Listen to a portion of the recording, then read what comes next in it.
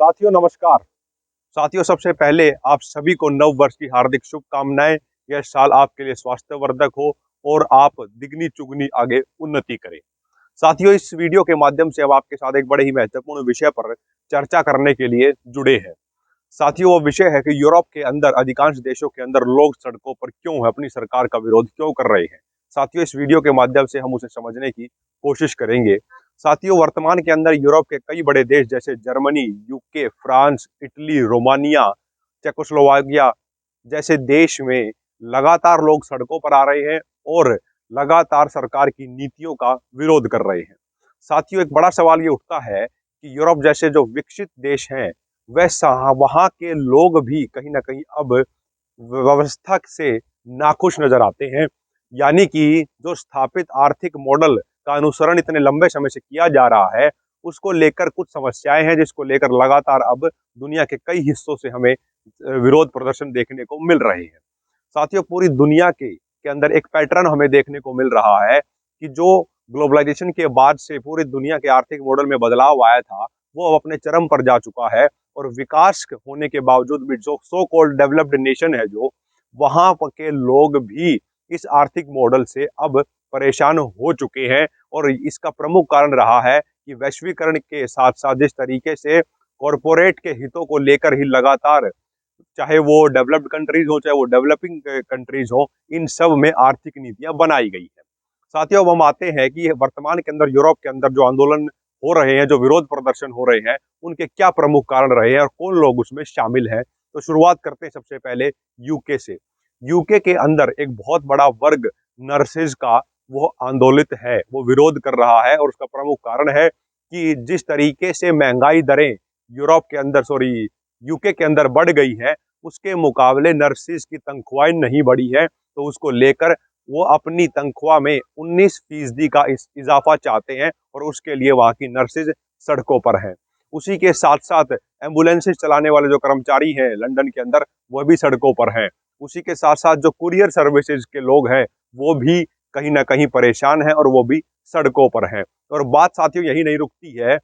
UK के अंदर RMT नाम से रेलवे कर्मचारियों की एक यूनियन है, उसके 40,000 कर्मचारी भी विरोध कर रहे हैं। और बढ़ती महंगाई को लेकर कहीं ना कहीं पूरे यूरोप के अंदर जो समस्या है उसका ओरिजिन हमें देखने को मिलता है कि किस प्रकार से बढ़ता जा रहा है। यानी कि जो विरोध प्रदर्शन हमें यूके में देखने को मिल रहे थे, लंदन में देखने को मिल रहे थे, वह पूरे यूरोप में अब फैलते हुए में नजर आ रहे हैं। जर्मनी के अंदर भी साथियों मंडे नाइट्स नाम से प्रोटेस्ट हो रहे हैं और बहुत बड़ा वर्ग ऐसा तैयार हो रहा है जो अपने एनर्जी के बिल्स को पे करने की स्थिति में नहीं है, जिसको लेकर पेरिस में भी विरोध हो रहे हैं, एनर्जी बिल्स को लेकर, इलेक्ट्रिसिटी बिल्स को लेकर। यानी कि मूल कारण पूरे यूरोप में अब एक बड़ा हमें देखने को मिल रहा है और वह है महंगाई। महंगाई के मुद्दे की वजह से और जॉब सिक्योरिटीज ना होने की वजह से विकसित देशों के अंदर भी जो मध्यम वर्गीय हैं वह अपने जीवन यापन करने की स्थिति में अब नहीं नजर आ रहा है, जिसके कारण लगातार यूरोप के अंदर हमें देखने को मिल रहा है कि लोग सड़कों पर हैं।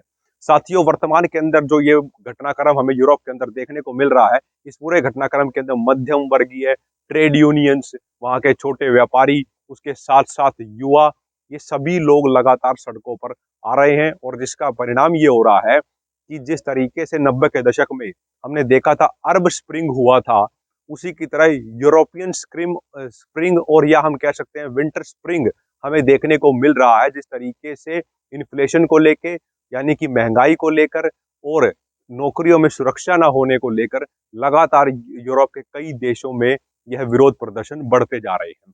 और महंगाई की अगर की बात करें हम यूरोप के अंदर, तो आंकड़ों से पता चलता है फिनलैंड जैसे विकसित देश जो हाईली डेवलप्ड कंट्रीज में गिने जाते हैं, वहां पर कॉफी बहुत इंपॉर्टेंट एक प्रोडक्ट है, क्योंकि वहां पर ठंड ज्यादा होने के कारण कॉफी का कंजम्पशन बहुत ज्यादा है। तो इसीलिए कॉफी में जो भी प्राइस में चेंज आता है, कॉफी के दामों में बदलाव आता है, तो एक बहुत बड़े फिनलैंड के वर्ग पर उसका इम्पैक्ट पड़ता है। तो साथियों, पिछले एक साल में फिनलैंड के अंदर जो कॉफी है उसकी कीमतें 44% से बढ़ चुकी हैं।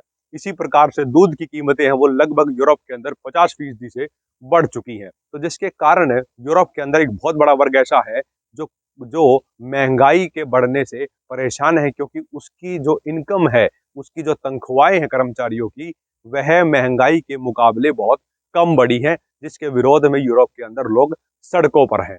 और साथियों, वहां पर एक एनालिसिस किया गया स्पेशली लंदन के अंदर, और नर्सिस का जो प्रोफेशन है उसमें ये पाया गया कि ये पिछले 1 साल में सैलरी ना बढ़ने के कारण नर्सिस के फील्ड से जो लोग बाहर निकले हैं उनकी संख्या 25,000 है।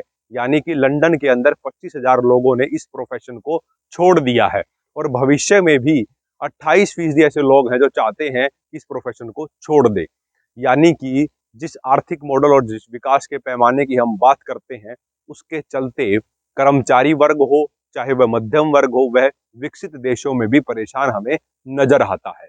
साथियों, ये समस्याएं यूरोप में जो मूल रूप से खड़ी हुई है, इसके बैकग्राउंड में एक बड़ा कारण है, और वह बड़ा कारण ये है कि ये वहां पर यूरोप के अंदर इंडस्ट्रियलाइजेशन के बाद से जिस तरीके से इनफॉर्मल इकोनॉमीज को खत्म किया गया है और बड़े बड़े कॉरपोरेट हाउसेज ने हर चीज पे अपना वर्चस्व जमा लिया है, उसका एक बड़ा कारण है कि आर्थिक रूप से बहुत बड़ा वर्ग यूरोप के अंदर आज असहाय महसूस कर रहा है। साथियों, यूरोप के अंदर जो घटनाक्रम हुआ है उसे हमें भारत के दृष्टिकोण से देखना बहुत ज्यादा जरूरी हो जाता है। साथियों, वर्तमान के अंदर भारत को जब हम देखते हैं तो भारत का ग्रामीण परिवेश आर्थिक समस्याओं से लगातार जूझता जा रहा है, जिसका परिणाम अब सामाजिक दृष्टि से भी हमें देखने को मिल रहा है। ग्रामीण भारत आर्थिक रूप से कमजोर हो रहा है। मजदूर, युवा, किसान, इन सभी पैमानों पर छोटे व्यापारी, सभी ये वर्ग ऐसा होता चला जा रहा है कि अपने आप को असहाय महसूस कर रहा है, और इस रूप से सोचने लगा है कि उन्हें कोई सुनने वाला नहीं है। साथियों, इसीलिए भविष्य में भारत के अंदर ये स्थिति ना पैदा हो विकास के नाम पर, हमें भारत के अंदर बढ़ते कॉरपोरेटाइजेशन को रोकना होगा। साथियों, ग्रामीण परिवेश के अंदर जो छोटे छोटे किराने स्टोर चलते हैं, किराने की दुकानें जो चलाते हैं, वह वर्ग भी अब बहुत ज्यादा असहाय होता जा रहा है, और भारत की जितनी इनफॉर्मल इकोनॉमी है वो लगातार कॉरपोरेट घरानों के हाथों में ही सिमटती जा रही है। इसलिए साथियों, यूरोप के अंदर जो घटनाक्रम चल रहा है, जो डेवलप्ड नेशंस हैं, उनसे हमें सीख ले लेनी चाहिए समय रहते कि भारत के अंदर ये परिस्थितियां ना पैदा हो, क्योंकि वर्तमान के अंदर भारत के अंदर भी महंगाई एक बहुत बड़ा मुद्दा है। साथियों, जिस तरीके से भारत के अंदर बेरोजगारी दर अपने 45 साल के उच्च स्तर पर चल रही है, उसी तरह यूके के अंदर भी बेरोजगारी दर अपने 41 साल के चरम पर चल रही है, और इन्फ्लेशन भी अपने 41 साल के चरम पर चल रहा है। साथियों, ये परिस्थितियां हमें सोचने पर मजबूर करती हैं कि अगर भारत के अंदर से इनफॉर्मल इकोनॉमी को हम डिस्टर्ब करने की कोशिश करेंगे और भारत के ग्रामीण क्षेत्र को हम आर्थिक रूप से मजबूत बनाने का काम नहीं करेंगे, तो भारत के सामने भी बड़ी समस्याएं आने वाले समय में हमें देखने को मिल सकती हैं। और इसी का फायदा उठाकर लगातार कॉरपोरेट घराने एक छत्र राज ग्रामीण भारत पे भी बनाने की दिशा में लगातार बढ़ते जा रहे हैं। इसलिए साथियों, छोटे व्यापारियों को पूरे ग्रामीण परिवेश में, चाहे वह किसान हो, चाहे वो मजदूर हो, चाहे वह युवा साथियों हो, उन सभी को एक साथ आकर इस बढ़ते कॉरपोरेटाइजेशन से भारत को बचाना होगा, भारत के गांव को बचाना होगा। क्योंकि सही मायने में भारत की नींव, भारत की रीढ़ की हड्डी ग्रामीण भारत ही है, और कॉरपोरेटाइजेशन के बढ़ने से हमें बहुत तरीके की समस्याएं देखने को मिल सकती हैं। उसमें जलवायु परिवर्तन भी एक बड़ी समस्या है। हालांकि जलवायु परिवर्तन को ये कॉरपोरेट हाउसेज वर्तमान के अंदर एक अपॉर्चुनिटी के रूप में देख रहे हैं, एक अवसर के रूप में देख रहे हैं।